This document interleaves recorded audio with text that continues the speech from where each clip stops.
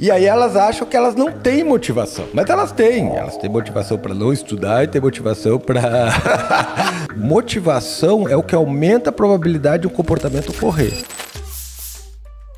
Primeiro porque motivação é uma coisa muito mal entendida no contexto geral. Eu vejo as pessoas falando de motivação, elas não têm a menor ideia do que elas estão falando. E aí eu falo de quase que generalizado. Além disso, motivação é uma interface em várias coisas que as pessoas queriam ouvir ali. Principalmente relação com produtividade, relação com atenção, com transtorno de déficit de atenção, com quadros psiquiátricos como depressão, ansiedade, porque todos esses aspectos, eles influenciam na nossa motivação. E aí uma das grandes confusões que tem é entre motivação e disciplina. Porque disciplina, na verdade, como as pessoas entendem hoje, é quando eu chego a uma conclusão. Preciso emagrecer, preciso fazer atividade física, preciso fazer uma faculdade, não, preciso estudar para aquela prova. Elas chegam numa conclusão e elas acham que essa conclusão vai ter um valor, uma valência suficiente para fazer com que ela inicie o comportamento. E daí você chega numa conclusão, preciso fazer atividade física, mas não faço. Preciso estudar, mas não estudo. E aí elas acham que elas não têm motivação, mas elas têm. Elas têm motivação para não estudar e têm motivação para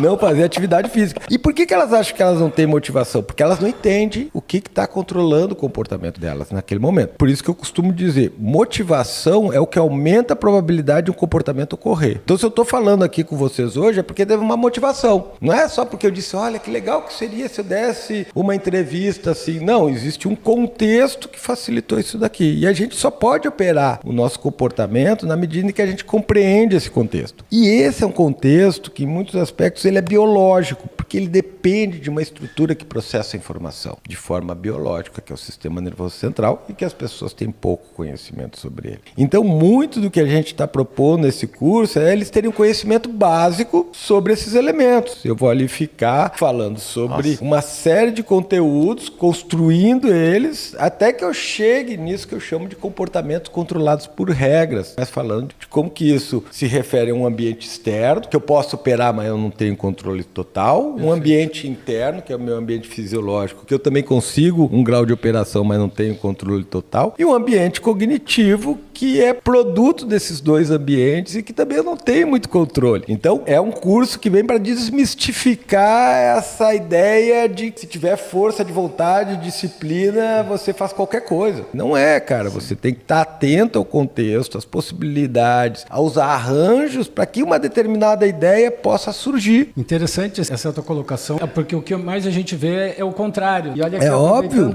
Fez a pergunta que eu acho que tu acabou de tratar isso aqui. Qual a diferença de motivação e disciplina? Grande perim. Eu acho que é isso que tu acabou de falar, cara, né? O que a gente chama de disciplina, ela vem de uma série de práticas ascéticas. Estão relacionados em especial com a religião e que é umas práticas de mortificação do corpo e da vontade. Isso eu não falo só no contexto religioso do Ocidente, mas do Oriente também. E depois a gente tem um período histórico que você faz um recorte ali por cerca do século XVII até metade do século XX, que a gente pode chamar de sociedade disciplinar. Tem um texto do Michel Foucault que está dentro de um livro dele que se chama Vigiar e Punir. Então, o que nós chamamos de disciplina, ele está baseado numa série de procedimentos que visa modular e controlar o funcionamento do corpo de acordo com alguns operadores externos. E essa ideia da sociedade disciplinar, ela é interessante, porque a disciplina sempre vai estar associada a vigiar e punir. E aí o que a gente faz? A gente faz um negócio muito interessante, porque a gente acha que para a gente fazer alguma coisa, a gente tem que se punir. Então a gente tem uma cultura extremamente punitiva. Então o cara associa motivação a uma emoção positiva, certo? Eu costumo dizer que as emoções não são motivação, que as emoções, elas são expressões e preparações do organismo para um determinado comportamento, mas elas podem ter valência positiva e negativa, alegria e tristeza, por exemplo, e alto nível de energia ou baixo nível de energia. Por exemplo, a ansiedade aumenta o teu nível de energia, já uma depressão diminui teu nível de energia. Então, dependendo da emoção, você vai estar mais motivado para alguma coisa ou para outra. Então, o que acontece nessas situações é que as pessoas simplesmente confundem motivação com reforço positivo, que é você fazer alguma coisa na esperança de ganhar alguma coisa, ser bacana, ser feliz. Só que internamente, no meu mundo privado, eu uso ameaça de punição. Se eu não fizer isso, eu vou me ferrar. Eu sou idiota, não estou fazendo o que eu preciso. Eu vou criando um estado interno negativo para tentar ativar meu comportamento. E isso às vezes funciona. Às vezes você pensa, meu Deus do céu, eu tenho que entregar aquele trabalho, estou atrasado, não vou conseguir fazer. Ai meu Deus, deixa eu sentar aqui e fazer. Mas geralmente não. E aí você tem uma mudança do teu estado emocional que vai afetar a tua motivação, a capacidade de você se engajar naquele comportamento. E as pessoas não têm menor noção disso. As pessoas são totalmente alienadas a isso, porque elas entendem motivação com aquela vontade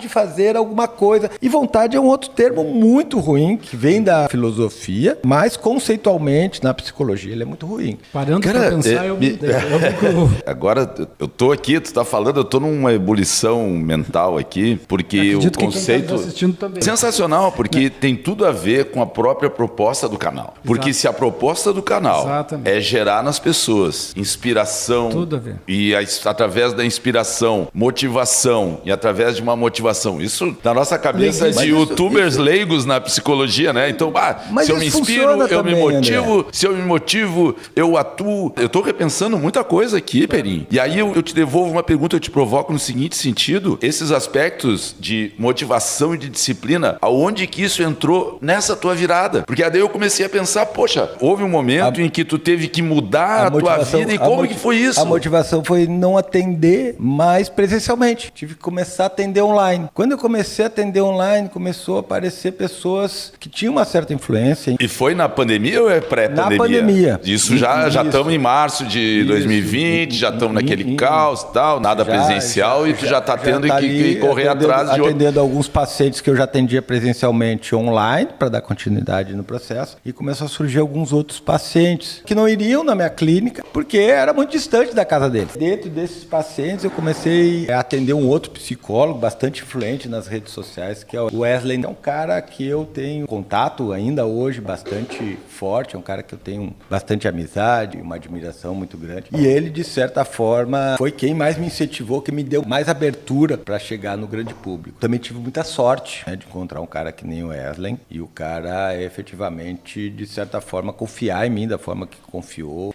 me expôs nas redes sociais dele, e a partir daí eu fui sendo chamado para podcasts, e aí eu pude apresentar um pouquinho do meu conhecimento, do meu conteúdo. E é aí que eu fui descobrindo que existia um público para isso, que até então, para mim, o público para isso era o cara da psicologia.